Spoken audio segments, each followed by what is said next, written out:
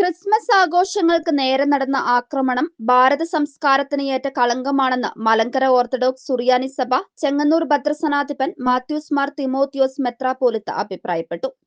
ഭാരതത്തിന്റെ വിവിധ ഭാഗങ്ങളിൽ, പ്രത്യേകിച്ച് ഡൽഹി, മധ്യപ്രദേശ്, രാജസ്ഥാൻ പോലെയുള്ള വടക്കേന്ത്യൻ പ്രദേശങ്ങളിലും അഭിമാനത്തോടെ നാം പറയുന്ന കേരളത്തിന്റെ ഭാഗങ്ങളിൽ പോലും ക്രിസ്മസ് ആഘോഷങ്ങൾക്കെതിരെയും കരോൾ സംഘങ്ങൾക്ക് നേരെയും നടന്ന ആക്രമണം ഏവരെയും ഭീതിപ്പെടുത്തുന്നതാണ്.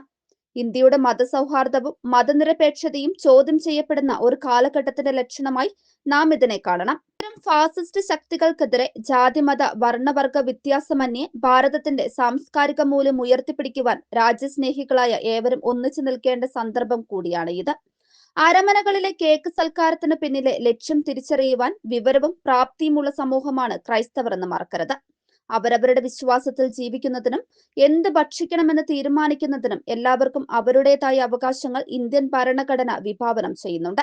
അതിനെ അട്ടിമറിക്കുവാൻ നടത്തുന്ന എല്ലാ ശ്രമങ്ങളെയും ശക്തമായി പ്രതിരോധിക്കുവാൻ നമുക്ക് ഉത്തരവാദിത്തമുണ്ട്. ഇത്തരം സംഭവങ്ങളിൽ ഭരണകൂടങ്ങളുടെ നിസ്സംഗതയും മൗനവും ഭീതിയോടെ മാത്രമേ നോക്കിക്കാണുവാൻ കഴിയുള്ളൂ. ആരാധനാ സ്വാതന്ത്ര്യം നിഷേധിക്കുന്നതും മതത്തിന്റെ പേരിൽ അക്രമം അഴിച്ചുവിടുന്നതും കേവലം ഒറ്റപ്പെട്ട സംഭവമായി കാണുവാൻ കഴിയില്ല. ന്യൂനപക്ഷ ഭൂരിപക്ഷ വ്യത്യാസമില്ലാതെ അവരവരുടെ അവകാശങ്ങൾ സംരക്ഷിക്കുവാനും അവരവരുടെ വിശ്വാസത്തിൽ ജീവിക്കുവാനും ഇന്ത്യയിലെ ഏത് പൗരനും അവകാശമുണ്ട്. അതിനെ ഹനിക്കുന്ന എല്ലാ മതതീവ്ര പ്രവർത്തനങ്ങളെയും ശക്തമായി അപലപിക്കുകയും പ്രതിഷേധിക്കുകയും ചെയ്യുന്നു. സ്നേഹത്തിന്റെയും കരുതലിന്റെയും മതമാണ് ക്രിസ്തു പഠിപ്പിച്ചത്.